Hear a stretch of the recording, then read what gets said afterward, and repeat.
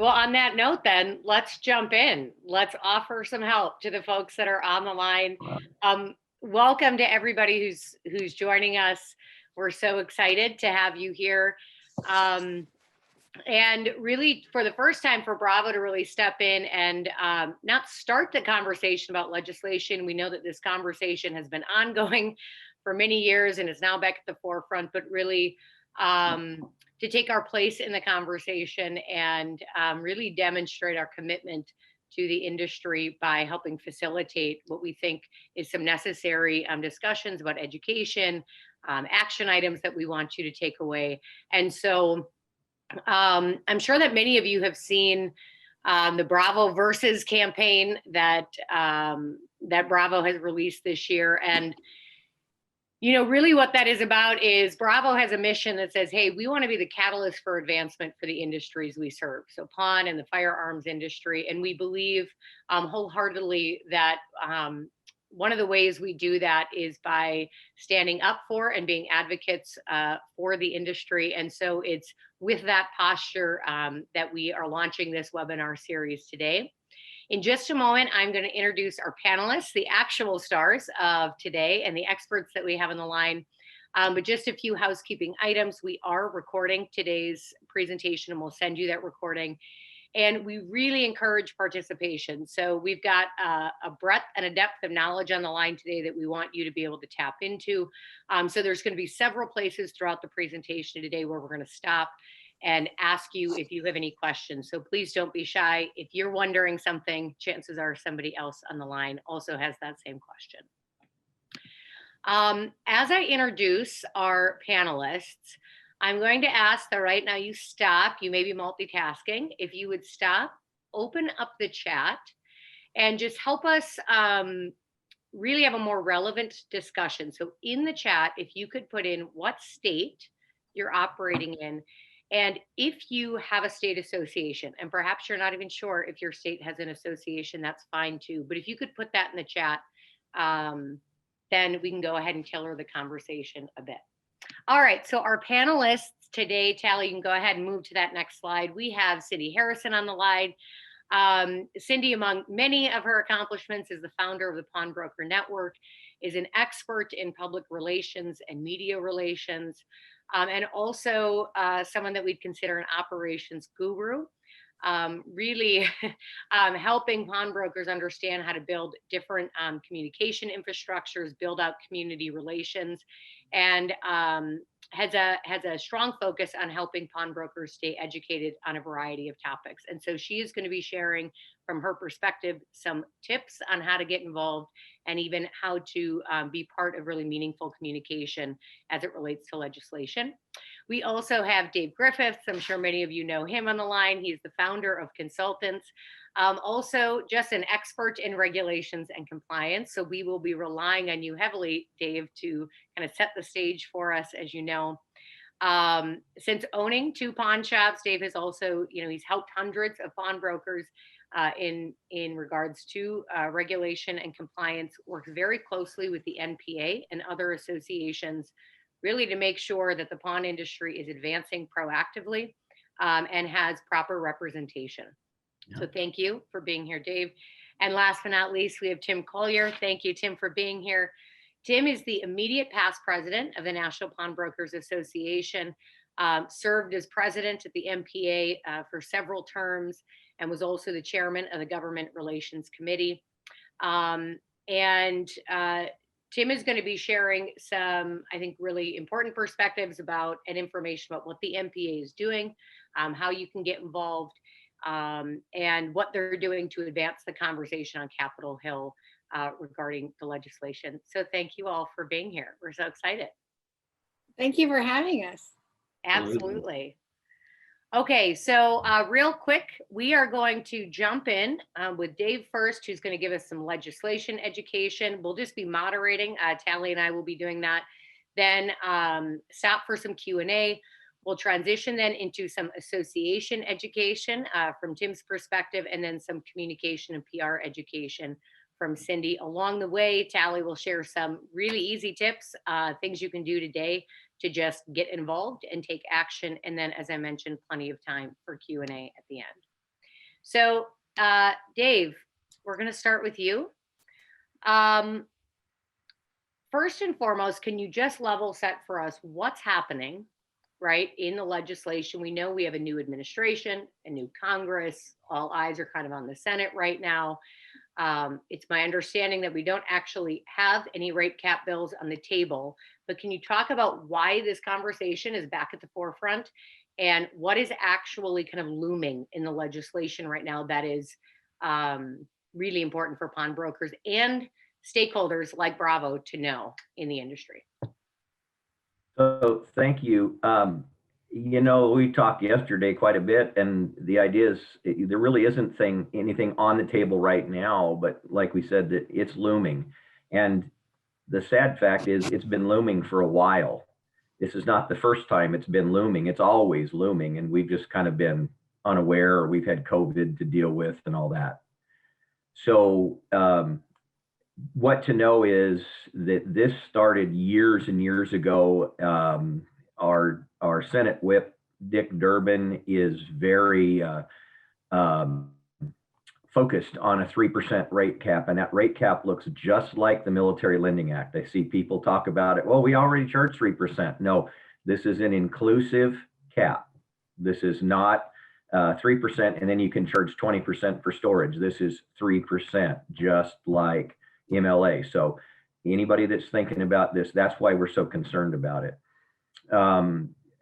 We got kind of a wake-up call, and I think that's really what got things going when the Senate tipped to where now it's 51-50 effectively in favor of the Democrats. And they're trying to advance a lot of things really quick, and we have to pay attention to what they're doing.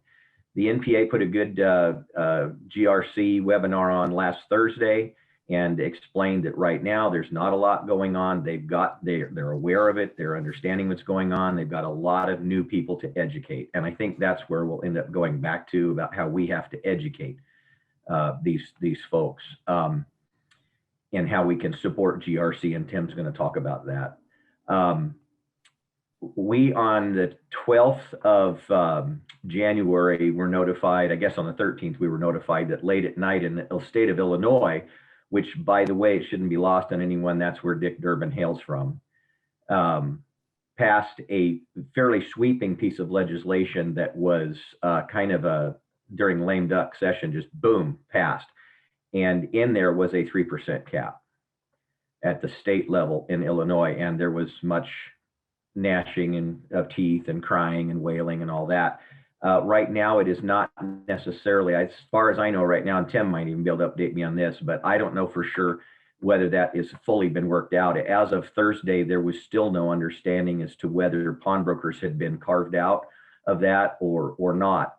But the point is, whether they were carved out or not, at this point in time, what it takes to put pawnbrokers in that legislation, even if they're carved out, is the word "and pawnbrokers."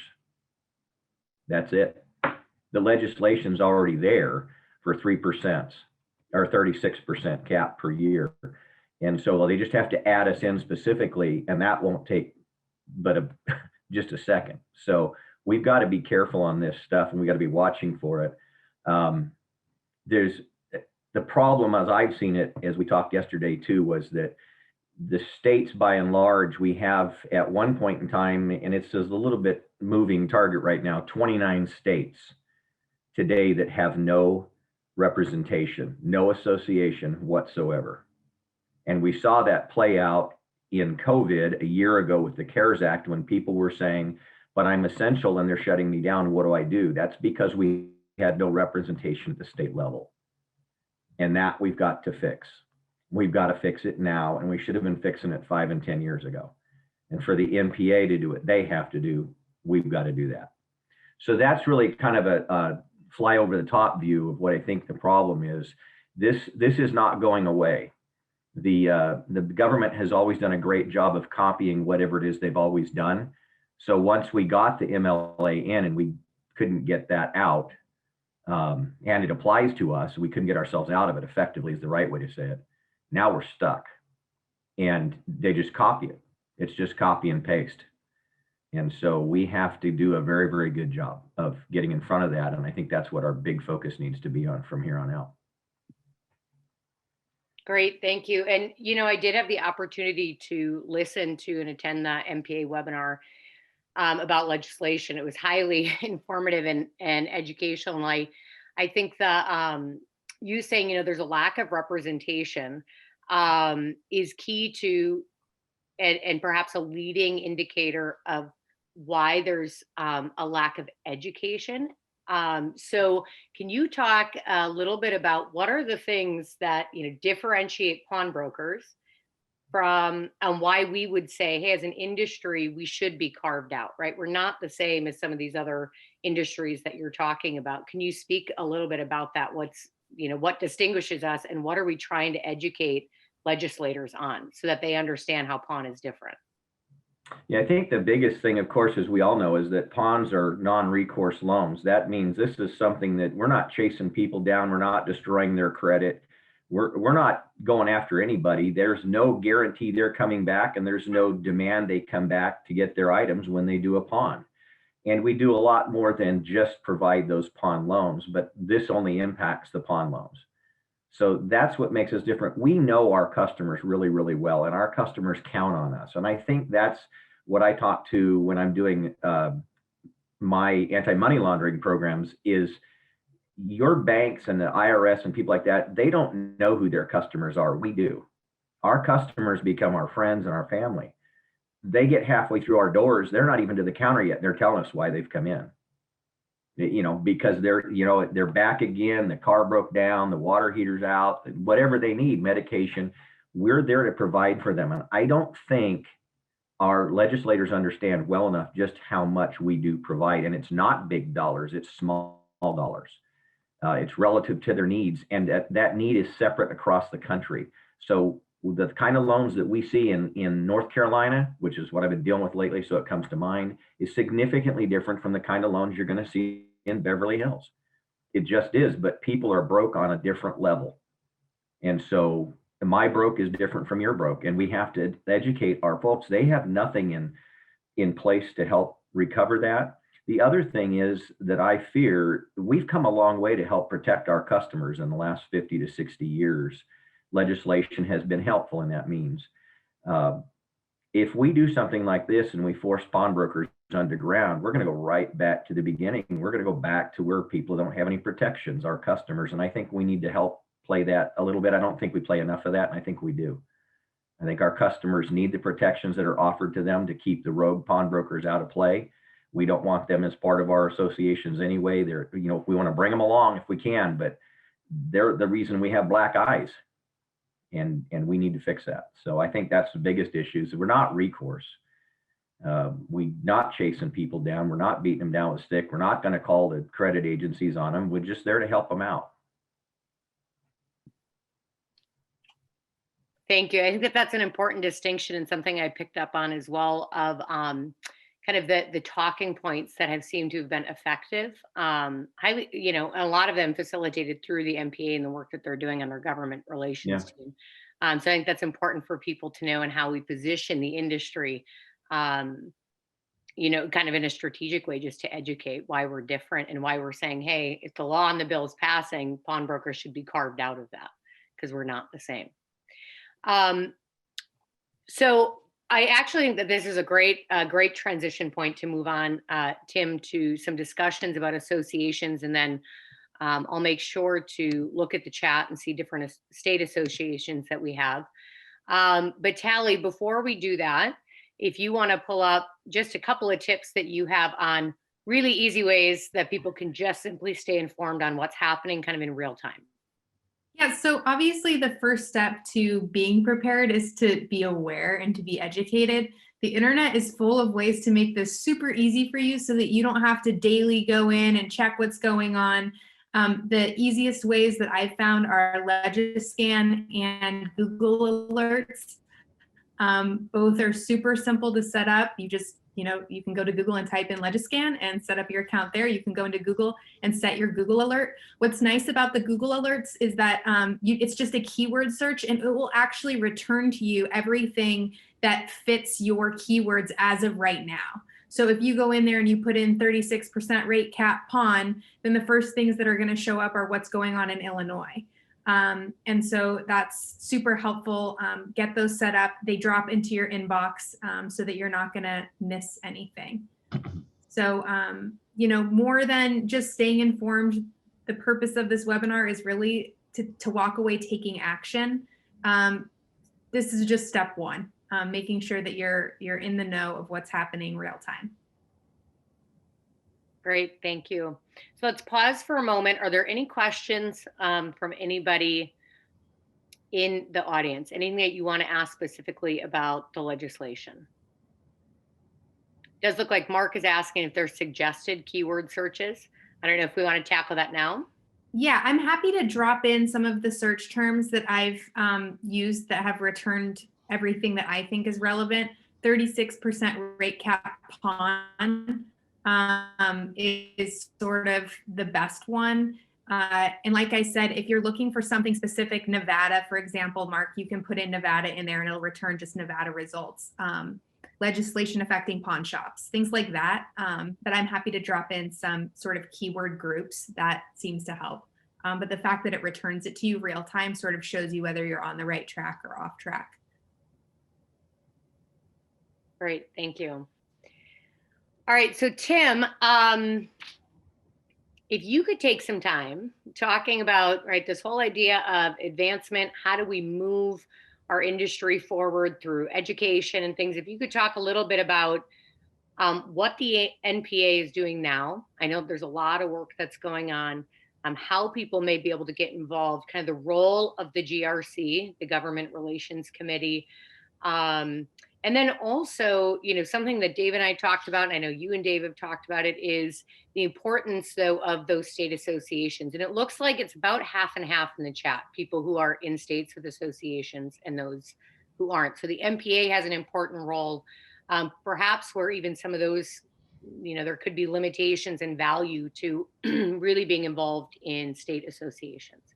If you could start with an overview of the NPA and the work that they're doing. Wow, that's a mouthful, Kathleen. That's why you've got the slide. You know, you can just look at all the little bullet points. Okay, well, first off, as far as the NPA goes, the NPA is the only national organization that represents all pawnbrokers. We represent the industry as a whole. We can't pick and choose who we support because we're the National Pawnbrokers Association. So regardless of whether you're a member of the association or not, you know, you're going to get the benefits of the advocacy and the legislative support that we provide all pawnbrokers. So, you know, that's a given. Obviously, we would love to have as many members as we could, and that's what we're striving for. And in the end, the more benefits that we can provide, the more the membership will pay for itself. And there's a lot of moving parts right now within the board and the staff, and we're working towards a lot of changes in order to provide many more benefits than what we're able to provide now. As far as the state associations you mentioned, there is a lack of leadership in some states because nobody, obviously, if you're, you know, volunteering in a state association or you're working with a state association or even a regional association, you realize the people doing that are people like me.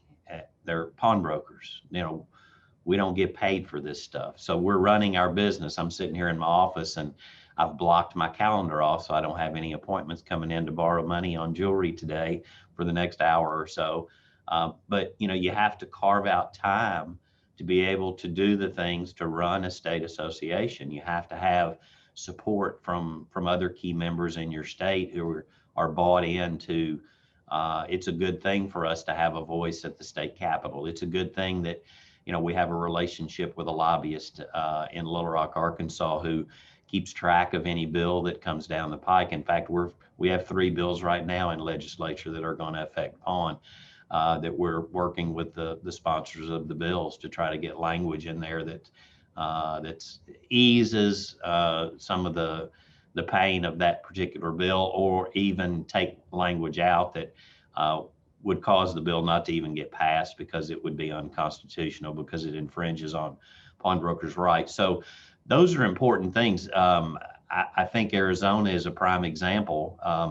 There were some things that came up at the local level not too terribly long ago, year and a half, 2 years ago.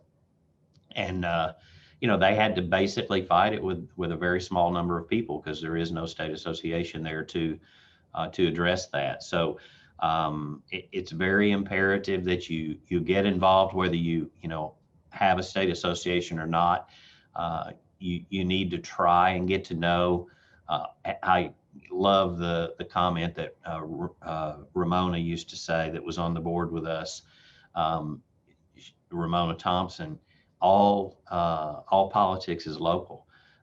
So many of your educated people are on the local level because they were in a city council meeting and they were educated on pawn when there was a pawn statute that came up, and then they go on and run for a statewide office, and then they move on to Washington, D.C. And so, Harry Reid is a prime example, who started out, in Nevada on the city council. So he was educated at, very early in his career and stuck with it and was an advocate for pawn. So you can't start too small in advocating for the industry because those people move up the ladder as they move up. So move, to do higher positions.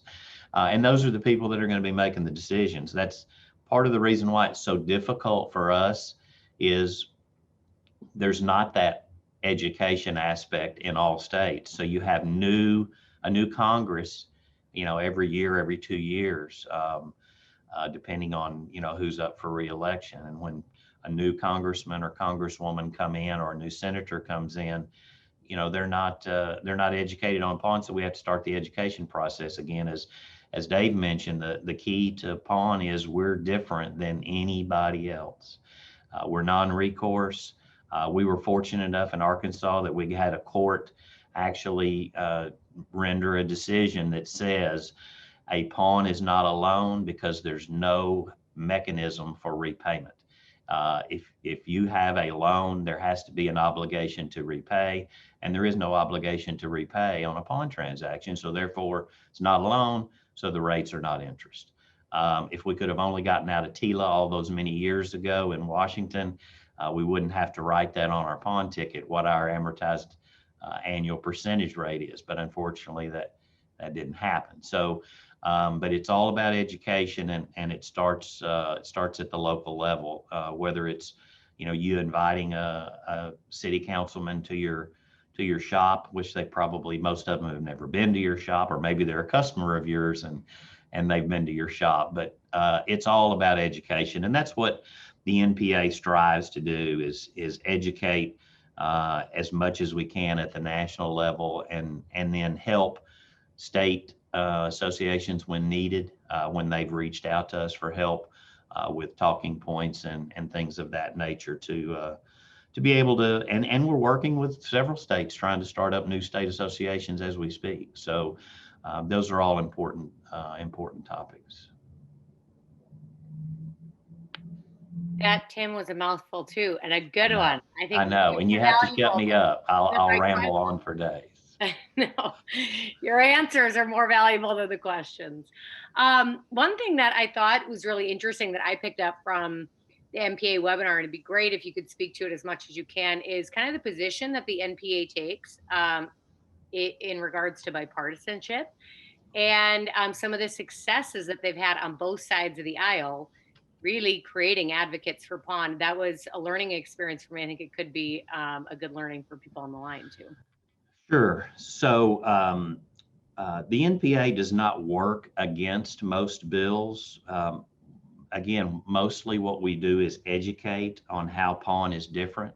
We strive to try and not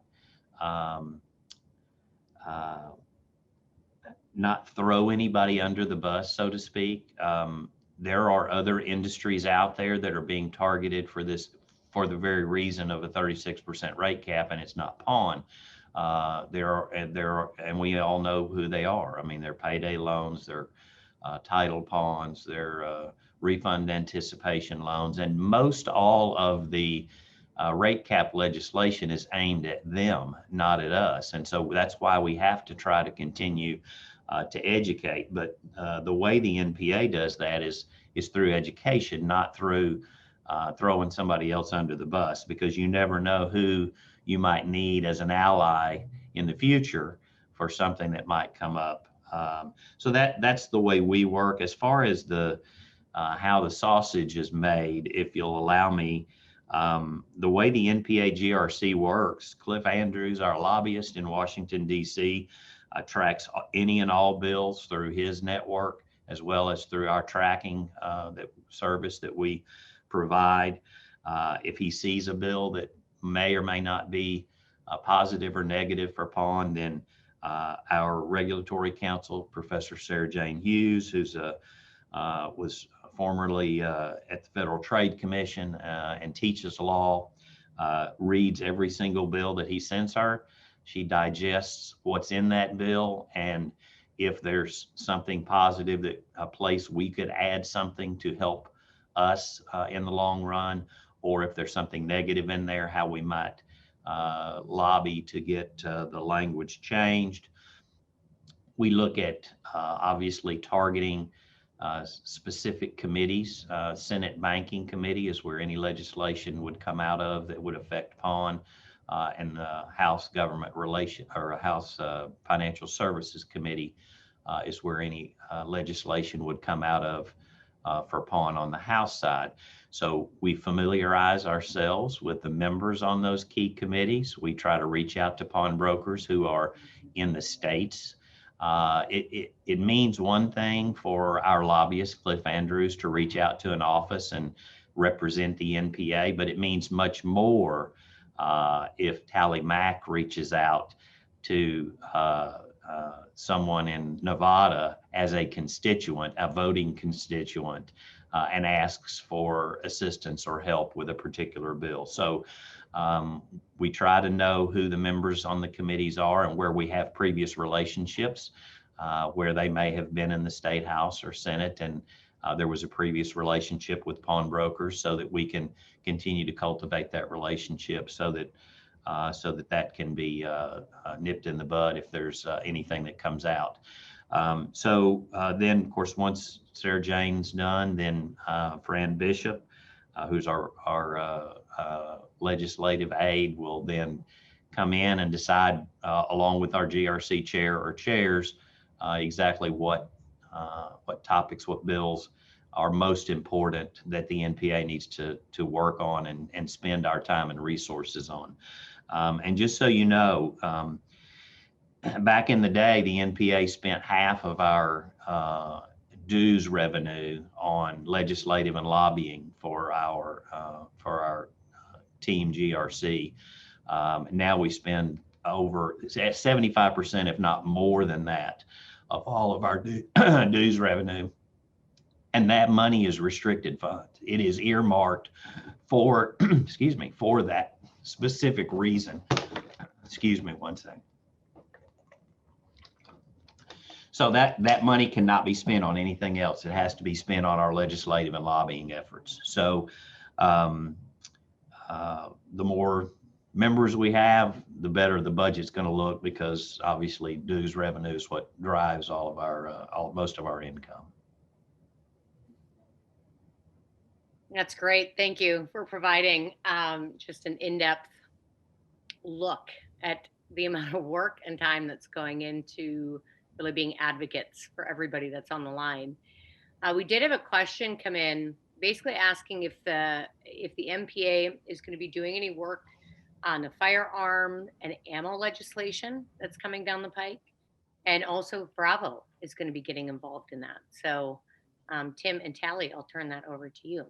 I'll take it first, Tally, and tell you I have no idea.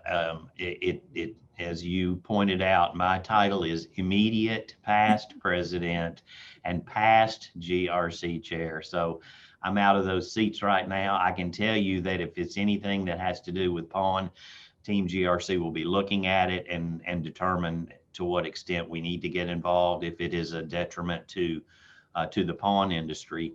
Again, we can't pick winners and losers. So if it's it's a detriment to the gun industry, it's a detriment to the pawn industry. So I'm sure they'll be looking at that, but I'm not familiar with that particular legislation. And on the Bravo side, I'll actually be touching on this. I'm speaking at the Texas Association trade show later this month. We are going to be involved in the firearm and ammo legislation that's coming down the pipe to the best that we can. We are sort of throughout 2020 and into 2021 deep diving into the firearm industry even more. And so that means getting involved with legislation in the firearm specific industry, just like pawn. So we will keep you posted on what we're doing and webinars and how to stay involved in that. But it sounds like it's definitely on our radar, and I'm sure it's on the NPA's radar as well. All right, so let's move on to a few simple calls to action that we have. But actually, I would invite all the panelists at this point, once Tally's done, to jump in. And if there's any other specific calls to action so far that you feel for pawnbrokers, but also for software providers like us, where you say, hey, this is how people can get involved. I'd welcome you to share that as well once Tally's finished. So hopefully, if you're not a part of the NPA or if you're not part of your state association, you are seeing the value of doing that. And that would be the first action step. Legislation takes more than, just writing a check and sort of wiping your hands clean of what's coming. And so it's more than just being a member now. I think, especially for states that do not have associations, there's a huge opportunity to get involved and be a leader in your community. And like Tim mentioned, making relationships with local and state politicians. So that's action on my side. Tim, Cindy, Dave. If you let me talk, I will. Hit it. I think the state association thing to me is vital, because just what Tim said, the story about Harry Reid. Harry Reid, years ago when this started coming out with Dick Durbin, back when Harry Reid was the top dog in the Senate, he told Dick to hold back on the pawnbroker stuff. Leave the pawnbrokers alone. And that's a story we hear a bunch, but it's really, really important. And the best gift that we can give the National Pawn Association and our industry as a whole is to have a voice that is working at the city level, the state level, the county level, this level, because as Tim said, it just keeps marching forward. All these people did not start necessarily. Usually they didn't go directly from bartender to senator. Apparently that happens in New York. But the idea is we got to help educate them, and the NPA would be in such better position for the help that we can provide them. And unfortunately, there's been a gap for years where we haven't done a good enough job at educating. In states that don't have associations or had them and dropped the ball, there's some very well-meaning, very tired people that keep going, and eventually they retire and move on. Nobody fills their spot. And we don't have anybody helping at that state level. I really firmly think that's one of the best things we can do, is get involved at state level. And I see, the folks from Tennessee are working real hard on that, and Arizona is. I know Georgia's breathing life into their group again. These are all things that will pay off in spades for us legislatively, because legislators don't want to waste time on stuff that isn't going to pass. They'll make a political statement, yes. But they're not going to waste a lot of time on something that's not going to pass. It's got to get through committee, and if it won't, then they're just going to move it on, and it'll keep dying. So we need to get folks to know, we don't need just a couple senators. We need every senator, every representative that's potentially going to vote on stuff. In my particular example from the state of Oregon, when we're not out rioting and looting, we have We have people that are voting on stuff, and our particular senators are not fond of pawnbrokers. And we have worked and we have worked and we have worked. And unfortunately, one of those senators is the assistant whip. And so it's very disheartening when you sit in a legislative conference meeting with that senator and he spends most of his time looking at his watch, letting you know your time is done and you have no voice. But he's one. He's only one. And we have to get around all the other ones. So it's just as important what we tell someone in Wyoming, in Colorado, in Iowa, and on, so that this one senator doesn't, it clips the amount of damage that he can do. So we've got to make friends everywhere we go. And this is a really strong way to do it. And you know, at the same point, I told everybody that's here on this board right now, the panel was, I don't believe it is the right of anybody to fight for us more than we fight for ourselves. So who's going to do a better job of fighting for us? As you know, if I say your livelihood could be at stake, you should be out ready to fight for it. And that means whether it's like me as a vendor or you as a pawnbroker. I've stapled myself right to the side of this industry. And so I'll fight just as hard as you will. And I'm not a pawnbroker, but I stand to lose if the pawnbrokers lose. And so that's why I'm here. And that's why I think everybody else, that's why Bravo's here, because they stand to lose as well. So we're here fighting it, side joined at the hip, doing what we got to do to make the inroads, and we'll do what we have to do that. So I think the state associations are key, because I think it brings up not only people that can get educated ourselves, it spreads the work out. And this bucket of water's got to go up this hill. And it can either go up in one great big tank with 3 poor people schlepping that thing up there, or we can all grab a teaspoon and take it together. And it's still going to get that water up the hill. So my thoughts. To your point, Dave, and I just posted this, I think I did it wrong. I'll send, I think that one of the most important things, to Tim's point, to all the points that have been made, politics really is local. And so if you put yourself in the shoes of a newly elected, maybe not a newly elected US senator, but you put yourself in the shoes of a newly elected county commissioner or city councilman. These are people just like you and me who are tasked with voting on subjects about which they know absolutely nothing. And so that what they do is just what you and I do. When I don't know a lot about a topic, what do you guys do? I Google it. And so that's why, and I don't mean to segue, but that's why it's so important to proactively establish a line of communication. And one way that you can do it, it's not a perfect model, but one way that you can do it is to start at usa.gov. You can go to /elected officials. I've got the link right there in the chat box. And you can find the lawmakers and legislators that impact your livelihood and start a line of communication with them. So that would be my little tool.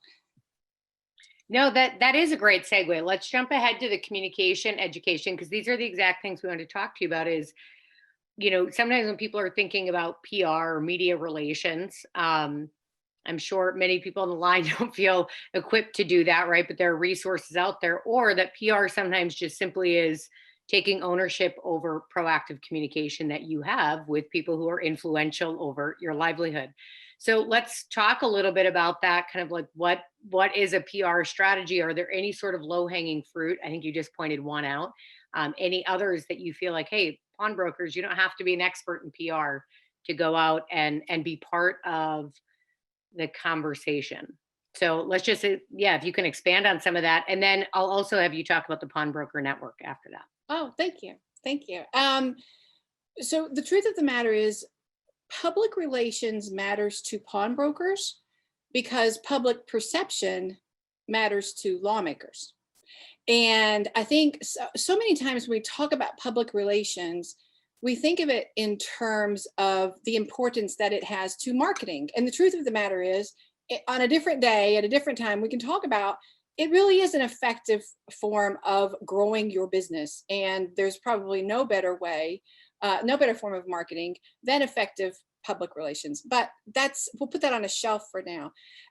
And like I say, it sort of gets a bad rap when it comes to this important conversation, because I don't think the two are necessarily tied. And 30 years ago, they weren't. One didn't necessarily have as much of an impact on the other. But now what we know is if you never have, and surely the people on this call likely have, but if you haven't, I would encourage you to Google, just using those same tools Tally was talking about, just Google news stories about pawn shops. And the results you can understand if you were that lawmaker newly elected into office, and you look at the docket and you've got to vote on an appropriations bill for the school system, and then you got to vote about economic impact of the new roads or whatever. You've got all these different laws that you're trying to make an informed decision and an informed vote. If you do a Google search on any of them that you don't fully understand, then you're going to feel like you're doing the right thing. But when it comes to pawn shops, the noise is so overwhelmingly, it's a stigmatized, very highly misunderstood industry. And so I think pawnbrokers, more so than probably any other business owner or business leader, it's really important because you have sort of this perfect storm of a very frequently misunderstood industry, combined with a lot of stigmas and stereotypes. And then you also have this lack of communication. We're not doing, as an industry, we're not doing an adequate job of drowning out that noise. We're not effectively telling our stories of how we help millions of customers every year. We're not telling those stories that really matter to lawmakers. And so there's two, when you think about PR, there's really two ways to tell these stories. You can get others to tell it for you, or you can take the reins and tell that story yourself. And that's what effective public relations really does. Advocacy on your own behalf, I firmly believe that there is no one who is better suited to advocate on your behalf of your business, your livelihood, than yourself. So we just need to make sure that we have a means by which we're doing that, and we're active in doing that. And it's funny because public relations is a lot like plumbing. You don't fully appreciate it until something goes wrong. And then you really wish that you had paid better attention to the building of that solid infrastructure.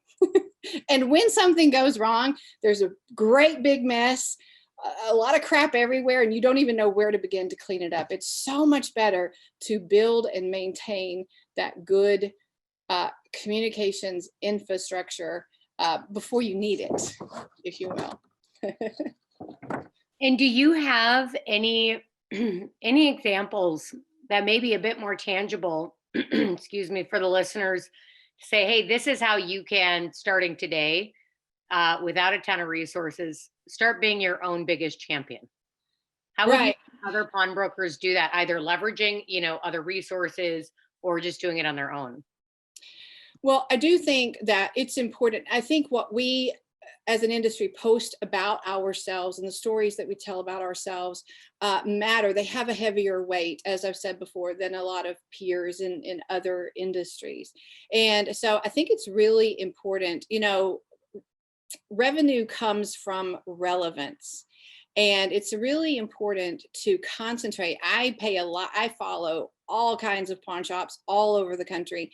I am in some, not all of the 31 groups that talk about Facebook, but I think I would, if I had a wish, if I had a magic wand, I would empower pawnbrokers to use their network and use their voices to make be a brick in the wall, to make an impact. What we say about our business matters to the whole.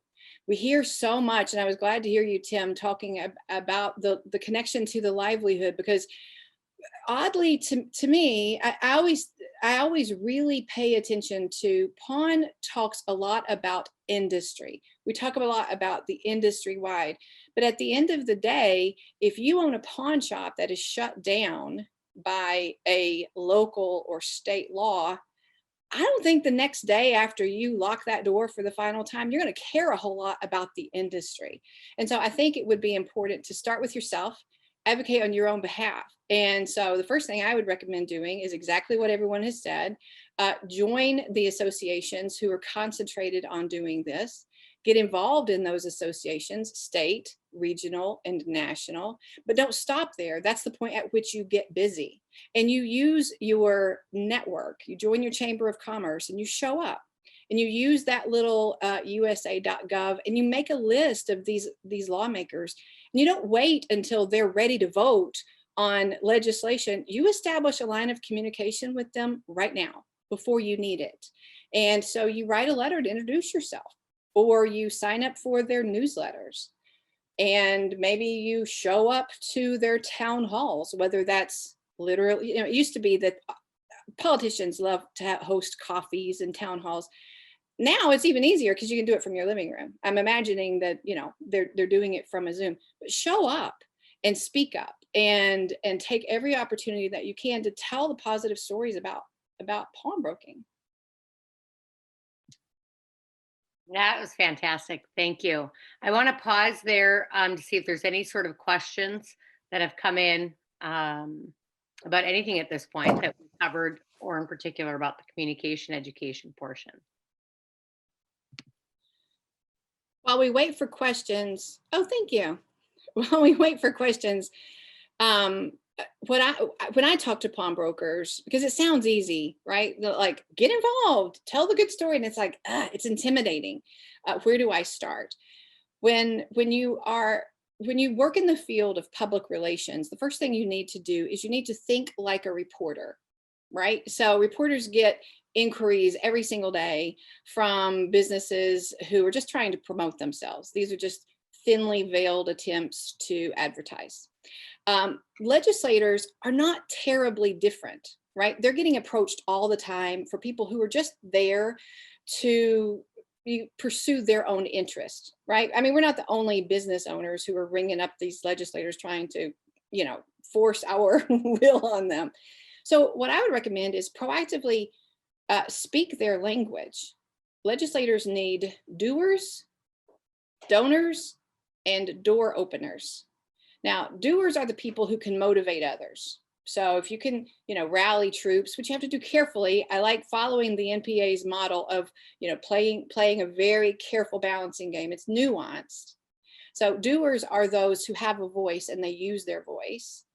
Donors, obviously, are folks who write the checks. And that's a very real part of political involvement and legislative action and advocacy, obviously. That's why all of these organizations have PACs. It's just the world we live in. But door openers are another important metric of a lawmaker. And what I mean by that specifically is we have to keep in mind they are looking for constituents, not just constituents who vote and who will vote for them, is to keep them in power. And it's the machine that keeps keeps the gears turning in their heads all the times. And so it's a really key metric. So when you speak to a politician, whether it's at a coffee or at a Zoom or by a handwritten note to introduce yourself, and you establish that line of communication, make sure you're speaking to them, as Dave said, and let them know the numbers that are behind you, the employees that are a part of your organization, the customers and families that you serve, the real numbers, the economic contribution that you make to the town where you live. Speak in terms that they understand and let them know, when you see me, I may just look like one pawnbroker, but I am a doer, a donor, and a door opener. And so I'm a voice to be reckoned with. So that would be, because to me, if I were just getting started trying to communicate on behalf of my pawn shop, that would be the question I would ask is, and so my advice would be, start by speaking their language. And can you talk a little bit about how, I know you've started the pawnbroker network. Can you talk a little bit about how that actually can be used by pawnbrokers as a resource to help? Yes, thank you for allowing me to plug this. I won't talk forever about it, but I really am excited about this. So I do talk to a lot of pawnbrokers, and I have been in that role of being that person who wakes up and goes, oh man, what am I going to post today? And it's not for lack of ideas. I've never met a pawnbroker who needs more marketing ideas. What they need is good, solid content. And so I have been asked over the years, I've been asked by different pawnbrokers to write blog posts on relevant topics. And so I thought, well, shoot, if I'm going to write it for one, I'll just write it for all. So the Pawnbroker Network, is a media blog and a content swap. So what we're doing there is a couple of things. We are proactively every single day, it's my mission, and I think I'm the only person in the country who has this as my mission. I am actively pursuing positive and accurate stories about pawnbrokers in the media.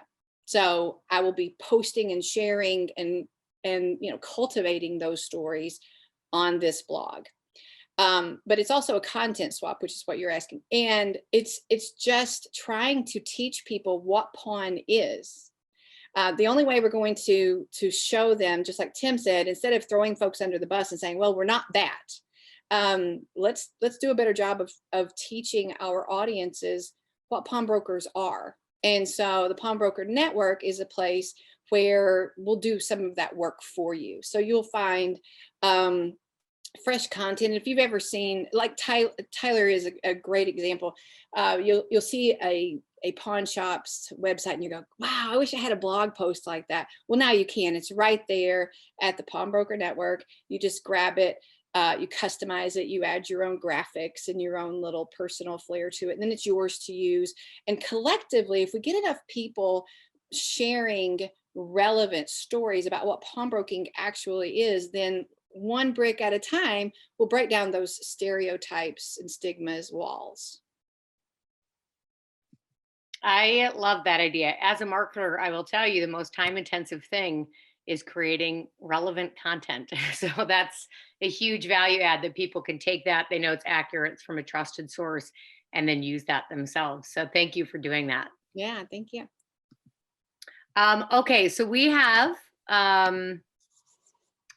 well, just a few minutes left here. So I'm going to put everybody, including you, Tally, in the hot seat. You can just skip ahead a couple slides, but basically we've talked a lot about education. We've talked about successes that have been done, kind of some of the things we're waiting on, how people can get involved. So Tim, I'll start with you. Then we'll move on to Cindy and then Dave and then Tally.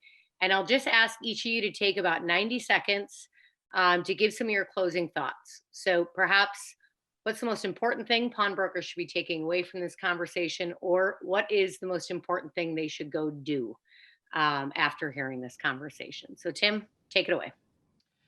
Okay, well, I would just say, as everyone has reiterated, membership in an association or a group is imperative to voice and educate.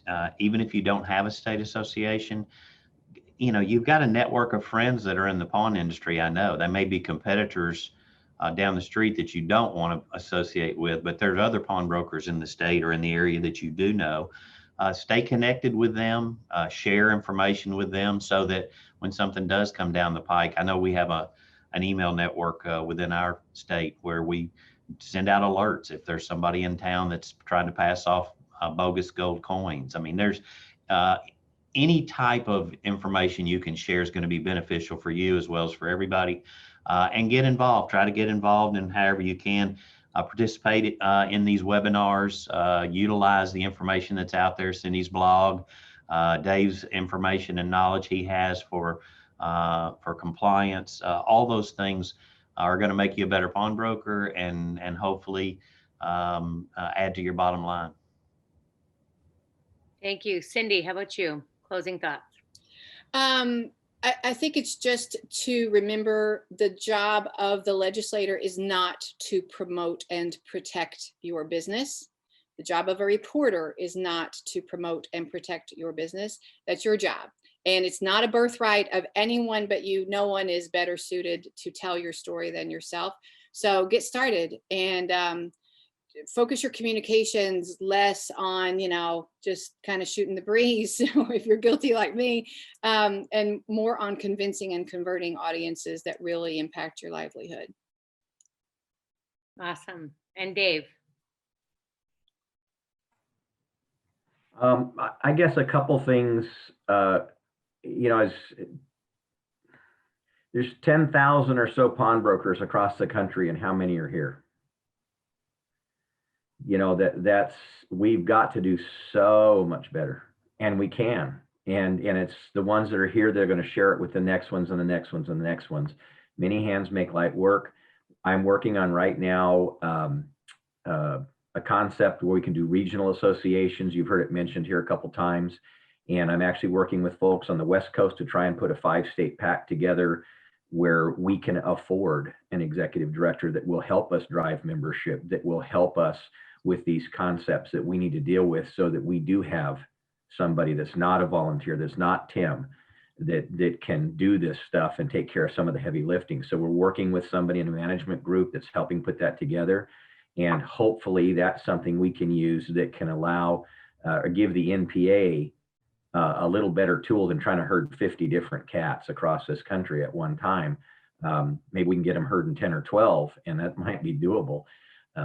But I think that that's something. So I really, again, just want to push the state association part. Again, no one's going to do it better than you, exactly what Cindy said, and be part of something. But we've got to do better than, we should be overloading our senators and congressmen and all that. And when we show up with stuff, it's not 20 and 40 and 50 letters, it's thousands. That's getting the word out. That's getting it done. And it can't just be the same few tired people. They need help, and that's us. We're the Army. Awesome. Thank you. Before I turn it over to Tally, I just want to say thank you, Tim, Cindy, Dave, for joining us. We know that you're busy. It's just been awesome to have you here, and we sincerely appreciate the time you're giving us, the advice you're giving us, and that we could come alongside you today. So Tally, I'm going to turn it over to you. If there's anything that you want to close with in terms of final thoughts, or also, some of the things that Bravo's doing or thinking about or strategizing about as it relates to legislation. Yeah, so join the conversation. There's, Facebook is the best place to do this. One of the things that I talk about a lot is not reinventing the wheel. I talk to a lot of pawnbrokers. I don't know what campaign to run. I don't know what text message to send. I don't know what email should look like. There is great inspiration out there. Yigal's group is wonderful in having people tell their own stories, and you don't have to recreate the story. My uncle, who I think is on the line, is wonderful at PR. Morris Adato is great at PR. There are so many pawnbrokers that are doing amazing things in their community, and you don't have to be the first to come up with it, right? So get inspired, find somebody that you like, find an idol, find a mentor, and find out how they're doing it. And there are some really wonderful examples of that within the industry. And of course, with, not in the industry, but I think there's some really relevant people that are doing this in the states that you're in, and you can sort of follow along with what they're doing. As for our role in this, back when we had pawn shops in Nevada, we were very involved with Harry Reid, and we were part of that story. We continue to try to get involved, both in Nevada and on the federal level, leading conversations and providing thought leadership, being part of the story. That's what we can do right now. And that's what we are doing. And, as opportunities come up for ways for us to be more involved, we will certainly step up. As you know, this industry isn't just one that we serve, but I'm a 5th generation pawnbroker. And so I care. I care more from, just a business perspective, but I care because that's what my family has done forever.